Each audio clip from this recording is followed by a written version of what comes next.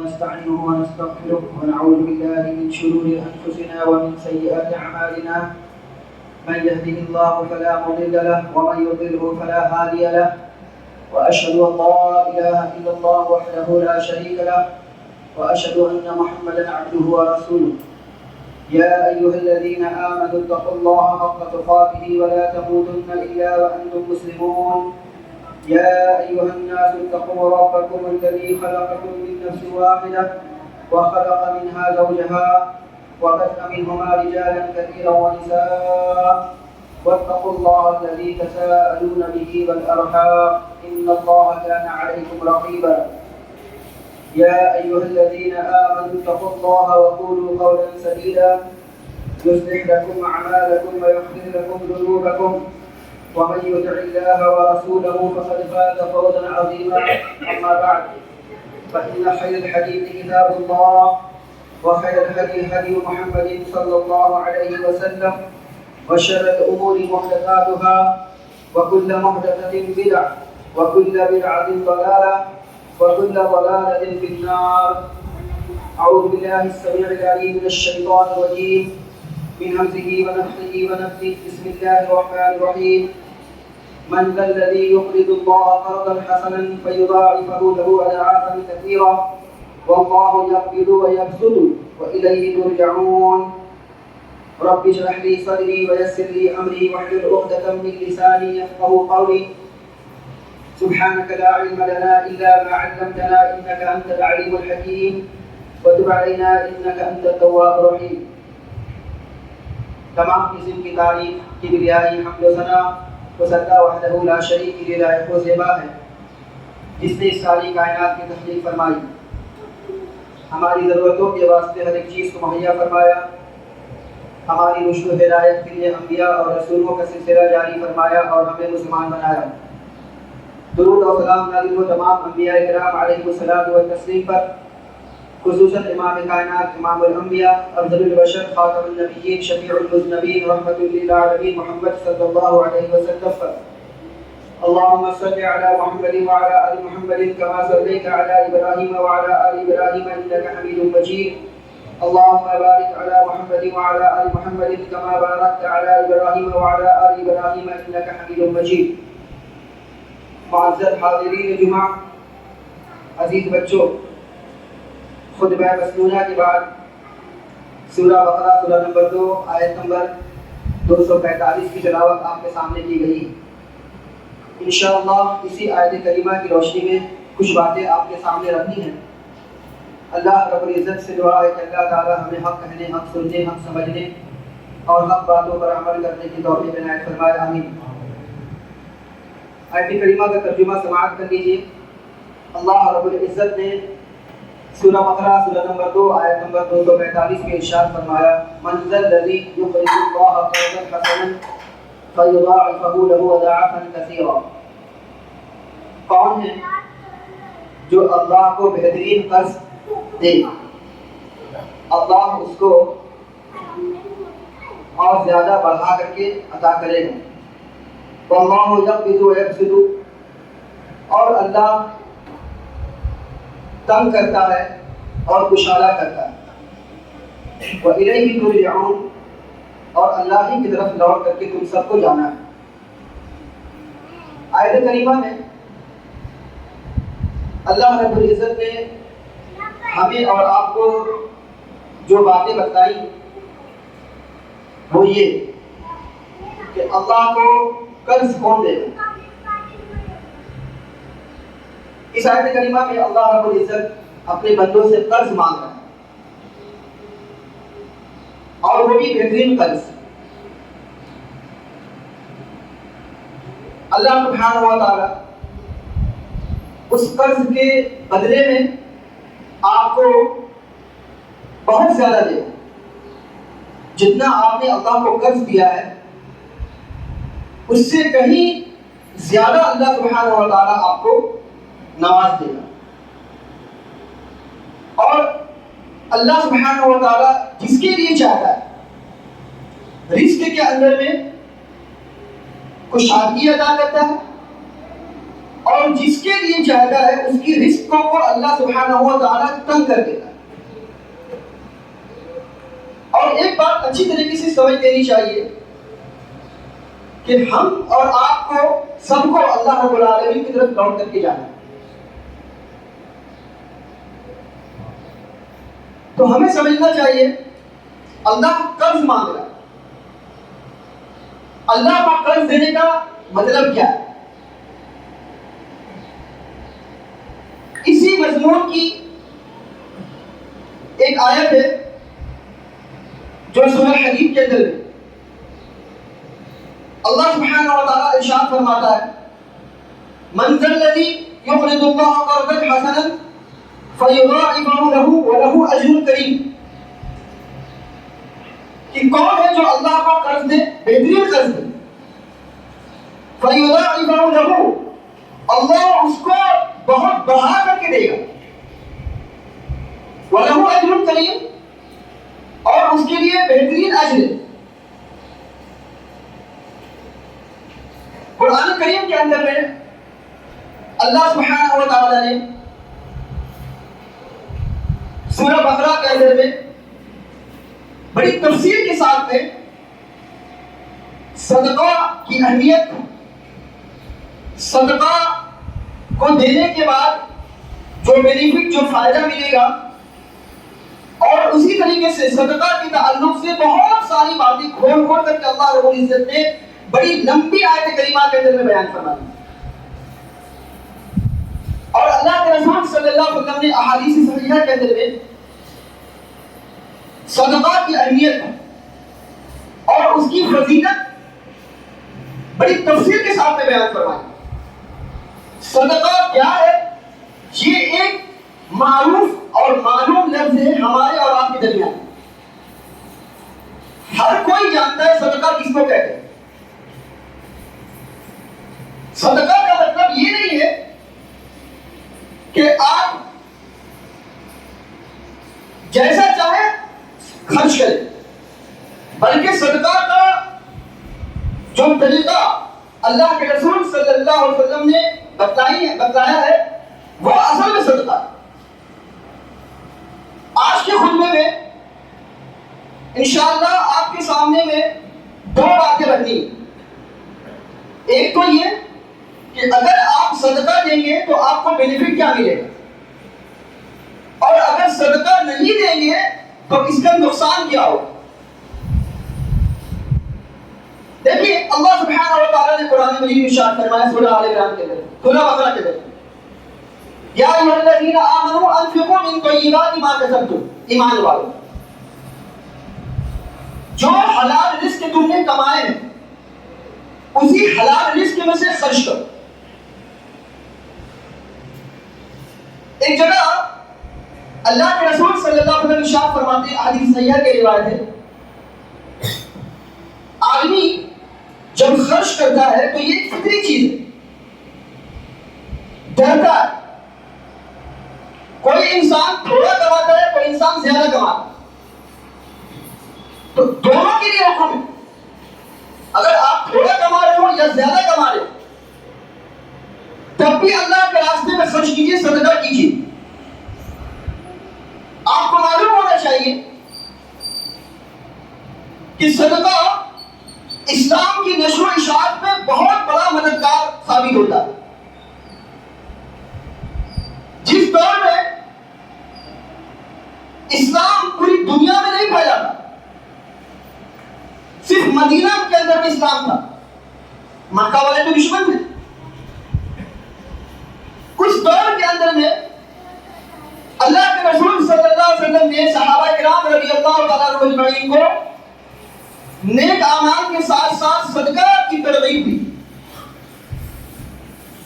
یہی وجہ تھی کہ صحابہ کرام رضی اللہ تعالیٰ عنہم اجمعین نے اس دور میں، جس دور میں ان کے پاس میں کھانے کے لیے روٹی نہیں تھی، جس دور میں ان کے پاس میں صرف ایک کپڑا ہوا کرتا تھا اور اسی ایک کپڑے میں صحابہ نماز پڑھا کرتے تھے، جس دور میں صحابہ کرام رضی اللہ تعالیٰ عنہم اجمعین کے گھر میں کئی ہفتے بلکہ مہینوں تک چولہا نہیں جلا کرتا تھا، اس دور میں اللہ کے رسول صلی اللہ علیہ وسلم نے اپنے صحابہ کو صدقہ دینے کی ترغیب دی، اس لیے کہ یہی وہ صدقات اور عطیات ہے جس کی بنیاد پر پوری دنیا کے اندر میں اسلام کا دور ڈالا ہوا۔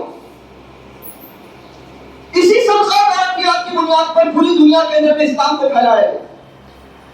تو یہ صدقہ اور عطیات، یہ اس کی اہمیت آپ جان لیجئے کہ یہ اگر آپ اللہ سبحانہ و تعالیٰ کے راستے میں خرچ کر رہے ہیں تو گویا کہ آپ اسلام کی مدد کر رہے ہیں اس کو پھیلانے میں۔ اس کا مطلب یہ ہوا کہ جو آدمی رہتے ہوئے بھی اللہ کے راستے میں نہیں خرچ کرتا ہے تو گویا کہ وہ اسلام کو اجنبیت کی طرف لے جانے کا اپنے وجہ بنتا ہے۔ آپ اسلام کو اجنبیت کی طرف لے جانے کی وجہ مت بنیے۔ اللہ سبحانہ و تعالیٰ نے آپ کو جتنا کچھ دیا ہے خرچ کیجیے۔ صحابہ کرام رضی اللہ تعالیٰ عنہ کا ایک دور تھا، صحیح بخاری وغیرہ کی روایت میں قبیلہ مدر کے کچھ لوگ آئے، بلکہ سارے قبیلہ مدر کے لوگ تھے۔ وہ آئے اللہ کے رسول صلی اللہ علیہ وسلم کے سامنے میں اپنی مفلسی کا حال بیان کیا۔ اللہ کے رسول صلی اللہ علیہ وسلم کو بڑا ترس آیا۔ صحابہ فرماتے ہیں کہ اللہ کے رسول صلی اللہ علیہ وسلم کا چہرہ دیکھنے کے لائق تھا کہ اللہ کے رسول صلی اللہ علیہ وسلم کا چہرہ بالکل اجڑا ہوا تھا۔ فکر مند کے آثار تھے اللہ کے ان کے حالات دیکھ کر کے قبیلہ مدر کے لوگوں کا۔ اللہ کے رسول صلی اللہ علیہ وسلم گھر میں تشریف لے گئے کہ شاید گھر میں کچھ ملے تو لا کر کے ان کی مدد کی جائے، لیکن گھر میں کچھ بھی نہیں تھا۔ اللہ کے رسول صلی اللہ علیہ وسلم باہر آئے، بلال رضی اللہ تعالیٰ عنہ کو حکم دیا بلال اذان دو۔ بلال رضی اللہ تعالیٰ عنہ اذان کہی، صحابہ نے جماعت کے ساتھ میں نماز پڑھی۔ نماز کے بعد اللہ کے رسول صلی اللہ علیہ وسلم نے صحابہ کرام کو اللہ رب العالمین کے حمد و ثنا بیان کرنے کے بعد ان کو صدقہ دینے کی ترغیب دی۔ دیکھیے کتنے ایسے لوگ ہیں جو ہمارے سماج، ہمارے پڑوس، ہمارے محلے، ہمارے رشتہ دار، ہمارے جان پہچان والے لوگ ایسے ہیں کہ جن کے گھر میں چولہا نہیں جلتا، جن کی زندگی قسم پرسی کی بسر ہو رہی ہے، جن کے بچے تعلیم سے محروم ہیں، جن کے گھر میں دوا پانی کی کوئی سہولیات نہیں ہے، جن کے بچے اچھی تعلیم حاصل نہیں کر پا رہے۔ بہت سارے معاملات ہمارے سماج کے اندر میں ہیں، ان کو دیکھنے کی ضرورت ہے۔ اللہ کے رسول صلی اللہ علیہ وسلم نے صحابہ کرام رضی اللہ تعالیٰ عنہ اجمعین کو جب صدقہ کی ترغیب دی تو صحابہ کرام رضی اللہ تعالیٰ عنہ نے جس کے پاس میں جو کچھ بھی تھا لا کر کے جمع کر دیا، جس کے پاس میں جو کچھ تھا۔ یہاں تک کہ روایت کے اندر میں آتا ہے کہ جب عید کے موقع پہ اللہ کے رسول صلی اللہ علیہ وسلم نے عورتوں کو صدقہ دینے کی ترغیب دی تو عورتوں نے اپنی کان کی بالیاں اتار کر کے اللہ کے رسول صلی اللہ علیہ وسلم کے سامنے رکھ دی، اپنے زیورات اتار کے رکھ دیے۔ اور جب اللہ کے رسول صلی اللہ علیہ وسلم نے آ کر کے دیکھا کہ صدقہ اور تعاون کا ایک بہت بڑا ذخیرہ جمع ہو گیا ہے تو اللہ کے رسول صلی اللہ علیہ وسلم کا چہرہ گویا کہ تمتمانے لگا۔ یہ وہ صدقہ ہے کہ جس کی بنیاد پر ہم بہت سارے غریبوں کے مسائل کو حل کر سکتے، یہی وہ صدقہ ہے کہ جس کی بنیاد پر ہم اسلام کا تعاون کر سکتے ہیں، اس کو پھیلانے میں، اس کو اس کی نشر و اشاعت کرنے میں۔ لیکن ہمارے یہاں یہ ہے کہ ہم ڈرتے ہیں کہ روزانہ ہم کھولتے ہیں، روزانہ کماتے ہیں، روزانہ کھاتے ہیں، اگر اس میں سے دے دیں گے تو اپنے بال بچوں کا کیا ہو؟ 200 روپے روزانہ کماتے، 300 روپے ہمارا خرچ ہے، 200 روپے تو بڑی مشکل سے کماتے ہیں، 300 روپے خرچ ہے، کیسے ہماری زندگی کی گاڑی چلتی وہ ہم جانتے۔ بڑی معقول بات ہے، ظاہر سی بات ہے، جس کے گھر میں 300 روپے 400 روپے کا خرچ ہو وہ مشکل سے بیچارہ 200 روپے روزانہ کماتا ہو، یا بیچارہ کبھی کماتا بھی نہ ہو، وہ صدقہ کیسے دے گا، صدقہ کیسے کرے گا؟ لیکن اللہ پر ایمان ہونا چاہیے، اللہ رب العالمین پر توکل اور بھروسہ ہونا چاہیے۔ اللہ سبحانہ و تعالیٰ ارشاد فرماتا ہے یا الذین آمنوا انفقوا من طیبات ما کسبتم، ایمان والوں جو کچھ بھی تم نے حلال طریقے سے کمائے ہیں اس کو خرچ کرو۔ ایمان کا معیار کیا بتایا گیا قرآن کریم کے اندر؟ آپ کے پاس میں یہ عذر ہے کہ آپ 200 روپے 300 روپے کماتے ہیں، اس سے زیادہ کا آپ کا خرچ ہے۔ یہاں پہ لوگ 20 روپے کے کولڈ ڈرنک پی کر کے اسے پھینک دیتے، 20 روپے کے، جس کا کوئی فائدہ نہیں ہے۔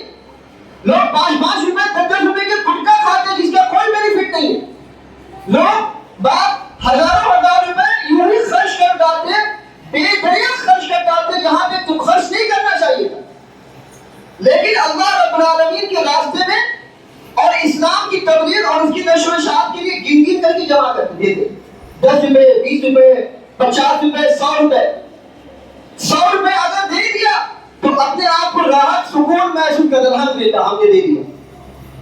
500 روپے بے دریغ خرچ کر دیا، ذرہ برابر بھی ماتھے کی شکل میں کوئی ذرہ برابر بھی تکلیف کے آثار نمودار نہیں ہوئے، لیکن 100 روپے دے دیا تو گری کر اپنے آپ کو دلی کر کے اپنے آپ کو محسوس کر لیا کہ ہم نے نیکی کا معیار کیا۔ قرآن کریم میں اللہ سبحانہ و تعالی ارشاد فرماتا ہے لن تنالوا البر حتى تنفقوا مما تحبون، تم نیکی کے معیار کو ہرگز اس وقت تک نہیں پہنچ سکتے جب تک تم اپنے پسندیدہ چیز کو اللہ رب العالمین کے راستے میں خرچ نہ کرو۔ اس آیت کریمہ کا مصداق دیکھنا ہے تو صحابہ کو دیکھیں۔ اس لیے میں کہتا ہوں کہ صحابہ کرام رضی اللہ تعالیٰ عنہم اجمعین بالکل قرآن کے معیار پر کھڑے اترتے تھے، جیسا قرآن کہتا تھا صحابہ کرام ویسا کرتے تھے۔ اگر آپ کو قرآن کی عملی تفسیر دیکھنی ہو تو اللہ کے رسول صلی اللہ علیہ وسلم کے بعد صحابہ کرام رضی اللہ تعالیٰ عنہم اجمعین کی زندگی کو جھانک کر کے دیکھیں۔ اگر آپ کو ایمان کے معیار تک پہنچنا ہو، اسی خطبے میں آپ کو بتا چکا ہوں کہ ایمان صرف یہ نہیں ہے کہ آپ نماز پڑھ لیجیے، بلکہ ایمان اصل ایمان تو یہ ہے کہ اللہ رب العالمین کے راستے میں اپنی پسندیدہ اور سب سے محبوب چیز کو خرچ کیجیے۔ لن تنالوا البر حتى تنفقوا مما تحبون۔ انس بن مالک رضی اللہ تعالیٰ عنہ فرماتے ہیں، صحیح بخاری کی روایت ہے کہ ابو طلحہ انصاری رضی اللہ تعالیٰ عنہ مال اور کھجور کے باغات کے اعتبار سے انصار میں سب سے زیادہ مالدار تھے، ان کے پاس سب سے زیادہ مال تھا۔ ابو طلحہ انصاری رضی اللہ تعالیٰ عنہ فرماتے ہیں کہ ہمارے مالوں میں سے سب سے زیادہ پسندیدہ جو چیز تھی وہ تھی کہ ایک کنواں تھا بیروحہ جس کا نام تھا، اور یہ کنواں ٹھیک مسجد نبوی کے بالکل سامنے میں تھا۔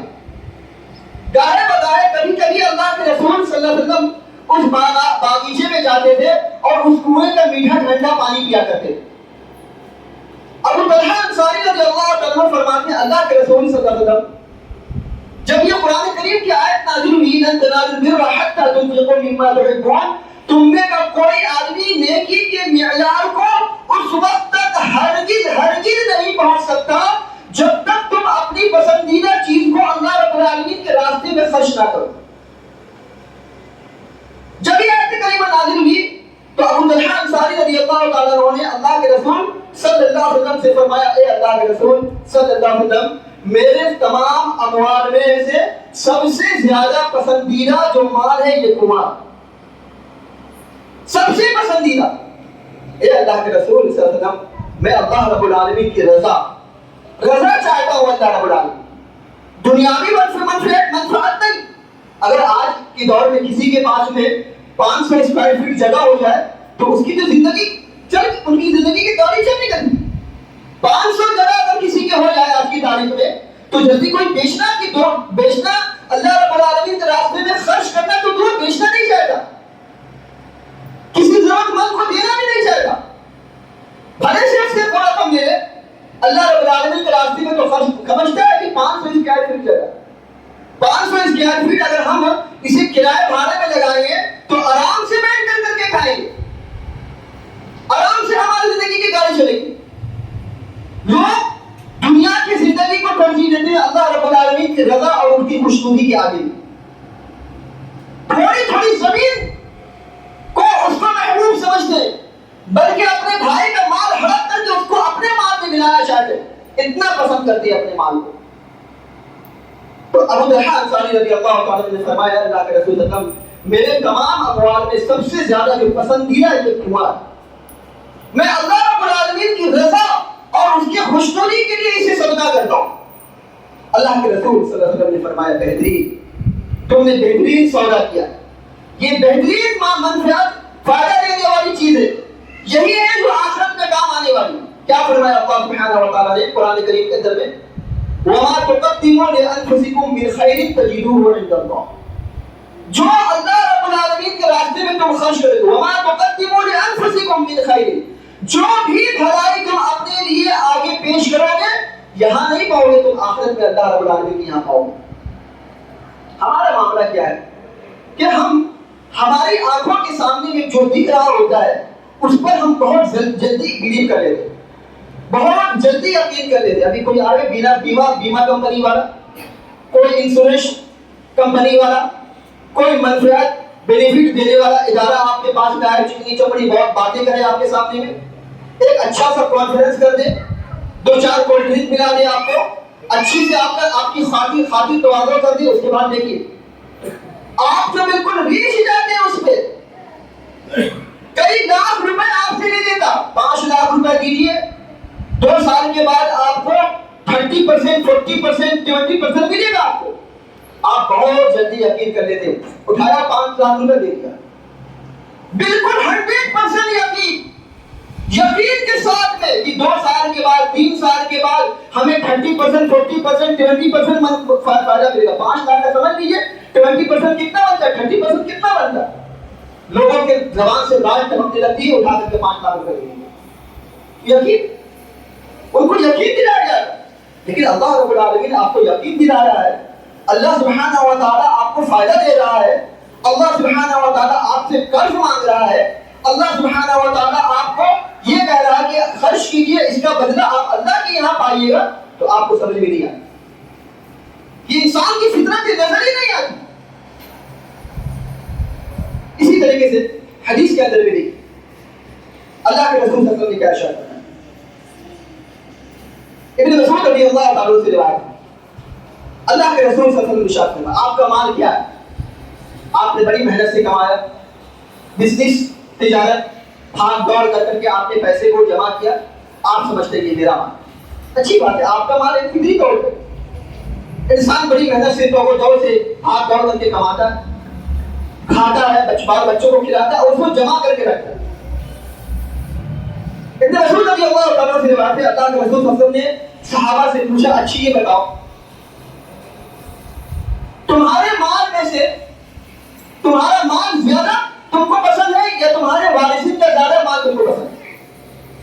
یعنی تمہارا مال تم کو زیادہ پسند ہے یا جو تمہارے وارثین ہیں، جو بعد میں لوگ تمہارے آنے والے ہیں، ان کا مال زیادہ پسند ہے؟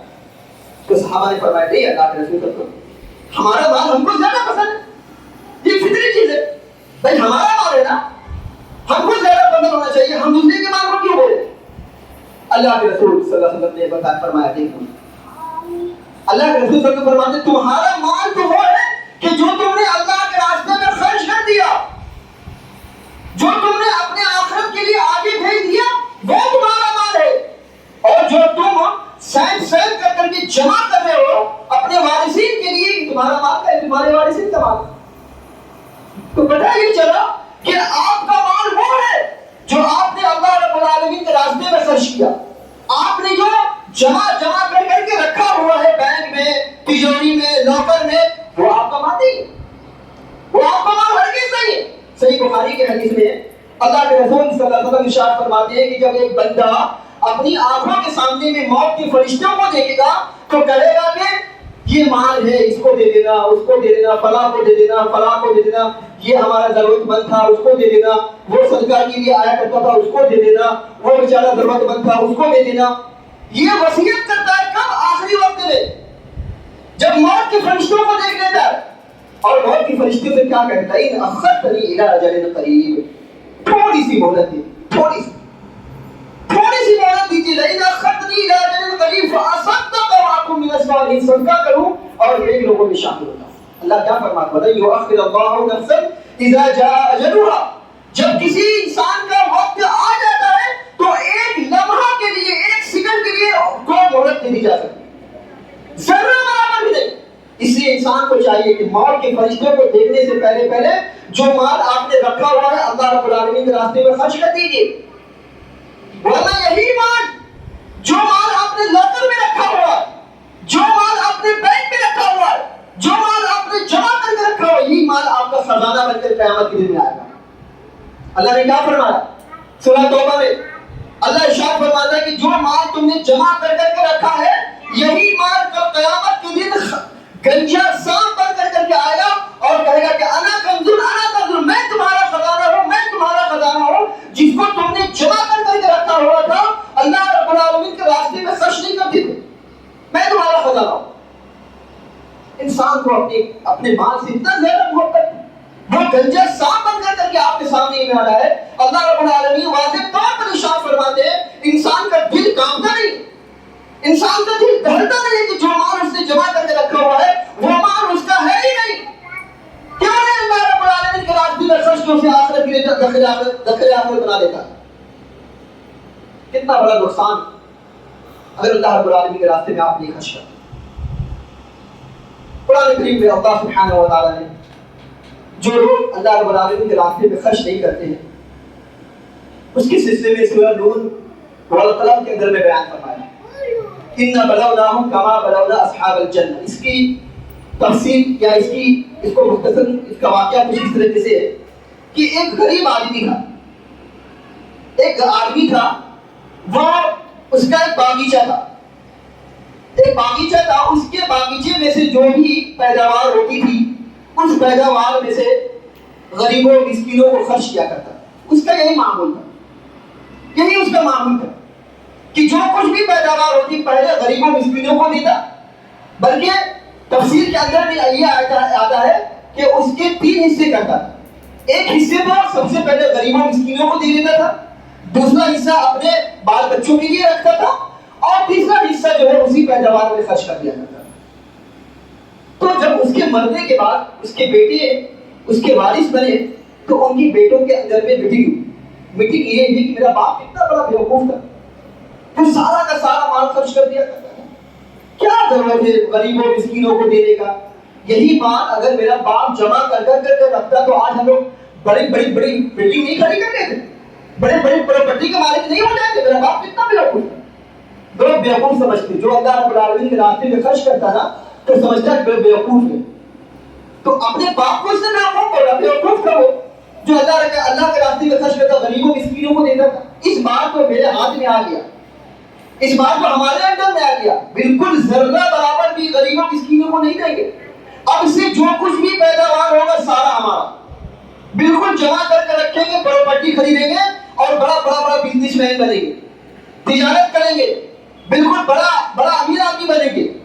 یہ سن کر کے جب باغات سے پھل توڑنے کا وقت آیا تو رات میں میٹنگ ہوئی، صبح چلنا ہے، بالکل صبح تڑکے صبح، اتنا صبح کہ سورج نکلنے نہ پائے، بالکل اندھیرا ہو، اندھیرے کے وقت میں بالکل آہستہ چپکے جانا ہے، ذرہ برابر بھی غریبوں مسکینوں حقداروں کو بھنک نہ لگے۔ اگر ان کو بھنک لگ گیا کہ ہم پھل توڑنے والے ہیں تو میرے باپ کی زمانے میں جس طریقے سے آیا کرتے تھے لینے کے لیے ٹھیک اسی طریقے سے چلے آئیں گے، مجبوراً ہمیں دینا پڑے گا، اس لیے بہت چپکے سے جانا، لہذا پلاننگ کے مطابق تڑکے صبح اٹھے سب کے سب اور چلتے رہے، بالکل اپنے آپ کو ایک دوسرے کو نصیحت کرتے، خاموش، ایک دم آہستہ، بالکل قدم کو دبا کے چلنا، قدم کی آواز نہیں ہونی چاہیے، چلنے کی آواز نہیں ہونی چاہیے، کسی کو کان خبر نہیں ہونی چاہیے، بالکل آہستہ اپنے باغات کی طرف چلنے۔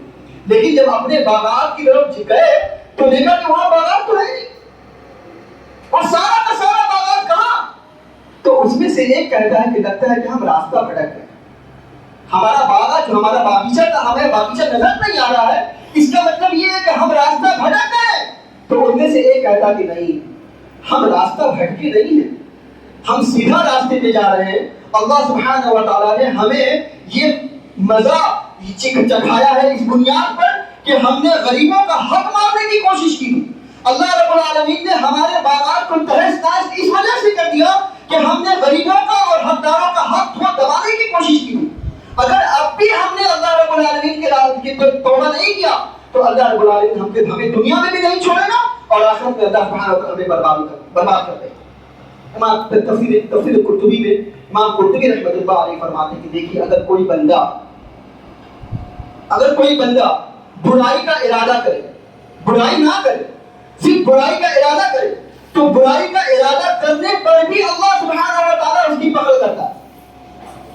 برائی کا ارادہ کرنے پر بھی اللہ رب العالمین اس کا مواخذہ کرتا ہے، اس کو مزہ چکھاتا ہے، اس کو سزا دیتا ہے۔ کیسے دیکھیے اللہ رب العالمین نے اس کو تہس نہس کر دیا۔ آج ہم اپنے لاکر میں لاکھوں لاکھ روپیہ جمع کر کے رکھتے، بینک بیلنس جمع کر کے رکھتے، ہمارا مال تباہ و برباد ہو جاتا ہے۔ سی سی ٹی وی کیمرہ ہونے کے باوجود، سیکورٹی گارڈ ہونے کے باوجود ہمارے لاکر سے لاکھوں لاکھ روپے چوری ہو جاتے۔ کتنے لوگ ایسے کہ جن کے مال کو ہڑپ کر لیا جاتا، کتنے لوگ تو ایسے کہ جو اپنی تجارت اور بزنس میں بیٹھ جاتے، کتنے لوگ تو ایسے کہ بیمہ کمپنی والے ان کا مال لے کر کے بھاگ جاتے، کتنے لوگ تو ایسے کہ بینک میں رکھنے کی وجہ سے بینک ڈوب جاتا، کتنے لوگ تو ایسے کہ جن کا مال تباہ و برباد ہو جاتا، کتنے لوگ تو ایسے کہ جن کا گھر جل جاتا، کتنے لوگ تو ایسے کہ جن کے فسادات میں مال تہس نہس ہو جاتا۔ اللہ سبحانہ و تعالیٰ ان کو مزہ چکھاتا ہے، کس بنیاد پر؟ کہ اپنے اموال کو جمع کر کے رکھتے، اللہ رب العالمین کے راستے میں نہیں خرچ کرتے۔ اللہ مزہ چکھاتا ہے، جس طریقے سے ان باغ والوں کو اللہ رب العالمین نے مزہ چکھایا کہ حقداروں کو حق نہ دینے کی وجہ سے ان کے باغ کو تہس نہس کر دیا، تباہ کر دیا۔ اللہ سبحانہ و تعالیٰ بھی ہمارا بھی ایسا ہی حشر کرتا ہے، لیکن ہمیں عبرت نہیں پکڑتے، ہم عبرت نہیں حاصل کرتے، ہم آنکھیں نہیں کھولتے، ہماری آنکھوں کے سامنے میں ہمارا مال تباہ و برباد ہو جاتا ہے، لیکن ہمیں ذرہ برابر بھی افسوس نہیں ہوتا۔ کاش ہم نے اللہ رب العالمین کے راستے میں خرچ کر دیا ہوتا۔ لوگ اپنے اموال کو جمع کر کے رکھتے کہ برا وقت آئے گا تو اس مال کو خرچ کریں گے۔ ہاں، برا وقت یہ بہت عام ہے، بہت لوگ سوچتے برا وقت آئے گا تو اللہ کے راستے میں خرچ، برا وقت آئے گا تو خرچ کریں، پہلے سے سوچ کر کے بیٹھا ہوا ہے برا وقت آئے گا۔ صحیح بخاری کی روایت میں کیا فرمایا اللہ کے رسول صلی اللہ علیہ وسلم نے، حدیث قدسی ہے، اللہ فرماتا ہے کہ میں بندے کے گمان کے ساتھ میں ہوتا ہوں، اگر بندہ یہ اچھا گمان کرتا ہے تو اچھا ہوتا ہے، اور اگر بندہ برا گمان کرتا ہے تو میں سب کو برا کرتا ہوں۔ بندہ یہ سوچ کے بیٹھتا ہے کہ کوئی مصیبت آئے گی، کوئی پریشانی آئے گی، کوئی بیماری، کوئی حادثہ ہوگا تو خرچ کرے، حادثہ آ جاتا ہے۔ گمان پہلے کس سے کر کے رکھا ہوا ہے نا، جمع تو اسی وجہ سے کر رہا ہے، اسی وجہ سے جمع کر کے رکھا ہوا تاکہ برا وقت آئے، تاکہ ہمارے بیٹے کا ارمان نکالے، بارات نکالے، بیٹے کی شادی ہے، بیٹی کی شادی ہے، لاکھوں لاکھ روپیہ خرچ کرے، ہو جاتا معاملہ۔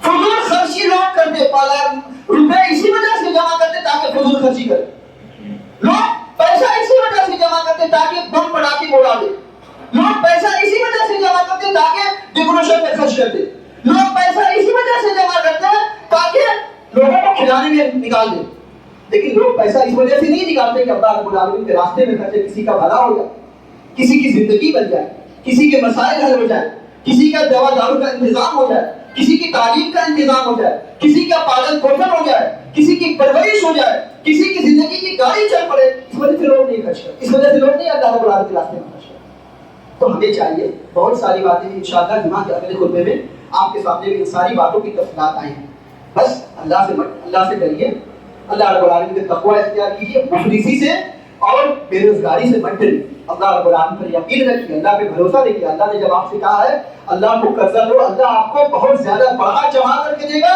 وہ اللہ الغیوب کتنا دے گا اللہ جانتا ہے، کتنا دے گا آپ کو وہ جانتا ہے، بس آپ کا کام ہے جتنا بھی، اگر ایک تھوڑا سا 1 روپے بھی، 10 روپے بھی کیوں نہ ہو، 20 روپے بھی کیوں نہ ہو، اگر اپنی حیثیت کے مطابق اللہ رب العالمین کے راستے میں خرچ کیجیے، صدق کے دل سے خرچ کیجیے، اور اگر اللہ نے آپ کو زیادہ مال سے نوازا ہے تو جتنا زیادہ ہو سکے، کیا فرمایا اللہ کے رسول صلی اللہ علیہ وسلم نے کہ بلال، عائشہ رضی اللہ عنہ نے فرمایا کہ عائشہ دیکھ، تو گن گن کر کے مت خرچ کر، گن گن کر کے کام کر کے مت خرچ کر، اگر تو گن گن کر کے خرچ کرے گی تو اللہ رب العالمین بھی تجھ کو گن گن کر کے دے گا، اللہ بھی تجھ کو گن گن کر کے دے گا، اس لیے بہترین خرچ کر، جتنا اللہ رب العالمین نے دیا ہے اللہ رب العالمین کے راستے میں خرچ کر۔ اللہ سبحانہ و تعالیٰ سے دعا ہے اللہ سبحانہ و تعالیٰ ہم سب کو اللہ کے راستے میں خرچ کرنے کی توفیق عطا فرمائے۔ اللہ امین ہم تمام مسلمانوں کو صرف دل سے اسلام کی نشر و اشاعت کے لیے، اس کی تبلیغ کے لیے خرچ کرنے کی توفیق عطا فرمائے۔ اللہ امین ہم تمام مسلمانوں کو صراط مستقیم پر چلنے کی توفیق عطا فرمائے۔ اللہ امین ہم پہ جو بیمار ہیں انہیں شفا کاملہ عاجلہ عطا فرما، جو پریشان ہیں ان کی پریشانیوں کو دور فرما، جو قرضدار ہیں انہیں قرضات ادا کرنے کی توفیق عطا فرما، ہمارے بچے اور بچیوں کی حفاظت فرما، ہمارے مدارس، ہماری مساجد، ہمارے علماء، ہمارے ائمہ، ہمارے عرفات، ہمارے دعات کی حفاظت فرما۔ العالمین جب تک ہم جیے کتاب اللہ اور سنت رسول اللہ صلی اللہ علیہ وسلم پر عمل کرتے ہوئے جیے، اور جب ہمارا خاتمہ ہو دین دونوں پر عمل کرتے ہوئے ہمارا خاتمہ ہو. اقول قولی ھذا واستغفر اللہ لی ولکم ولسائر المسلمین وآخر دعوانا الحمد للہ.